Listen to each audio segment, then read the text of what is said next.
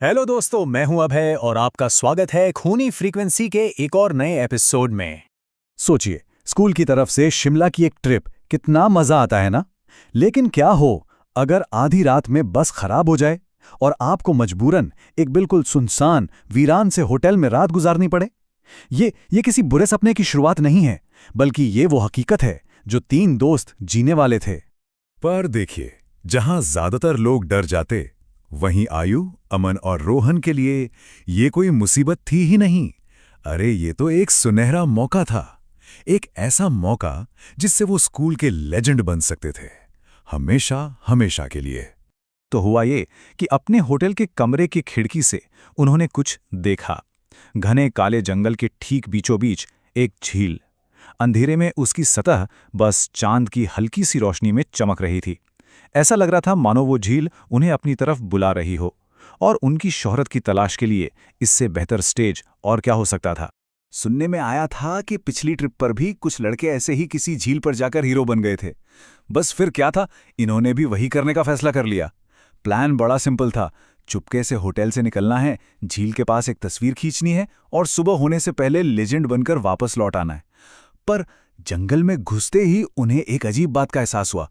ये रास्ता, ये तो जैसे खत्म ही नहीं हो रहा था। और फिर ठंड बढ़ने लगी। एक एक करके तीनों के फोन के सिग्नल भी गायब हो गए।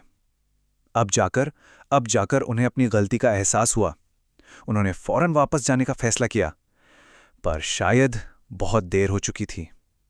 शायद वो जंगल उन्हें वापस भेजना ही नहीं चाहता था।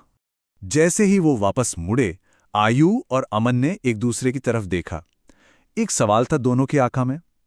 रोहन कहाँ है? वो बस गायब हो गया था अचानक।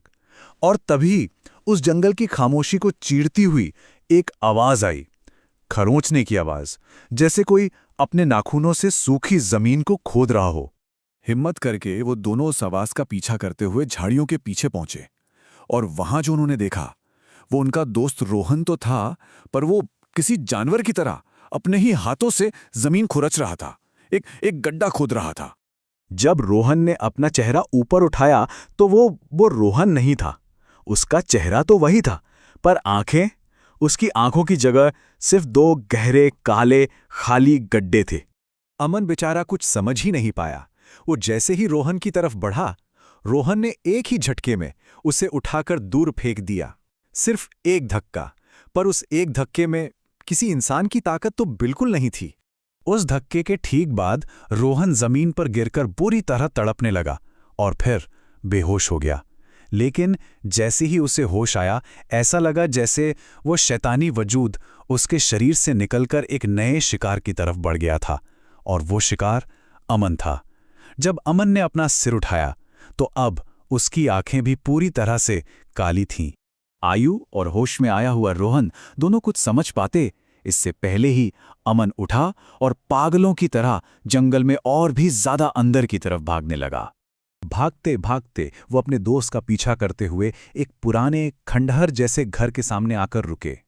अंदर जो नजारा था वो किसी के भी होश उड़ाने के लिए काफी था। अमन बेहोशी की हालत में हवा में लटका हुआ था और उसके सामने एक खौफनाक बूढ़ी औरत उससे कुछ कह रही थी। उस औरत की खाल लटकी हुई थी, बाल सफेद और बिखरे हुए थे और उसकी आंखें अमन की तरह ही एकदम। ये देखते ही दोनों लड़कों की चीख निकल गई। वो वहां से भागे, पर वो बूढ़ी औरत भी उनके पीछे आने लगी। और जब उन्होंने मुड़कर देखा तो वो चल नहीं रही थी।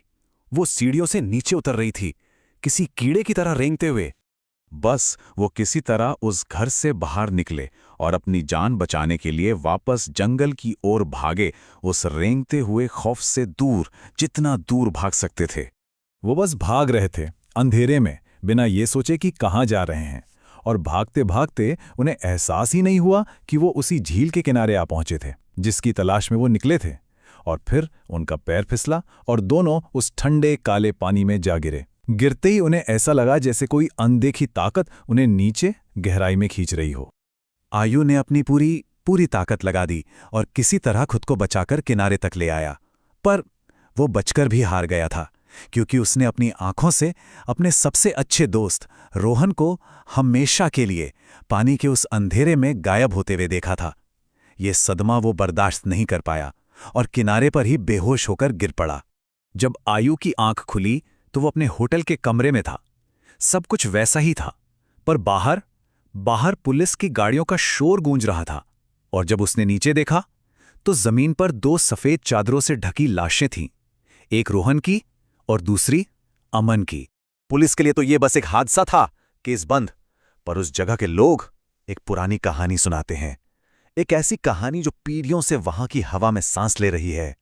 ये कहानी है एक औरत की जो उस जंगल में अकेली और शांति से रहती थी, पर कुछ गांव वालों की नजर उसके घर पर थी। उन्होंने उसे बेरहमी से मार डाला और उसकी लाश उसी झील में फेंक दी। और कहते हैं कि तब से उस औरत की आत्मा अपने बदले के लिए वहीं भटकती है और हर उस इंसान को अपना शिकार बनाती है जो उस झील के पास जाने की गलती करता है।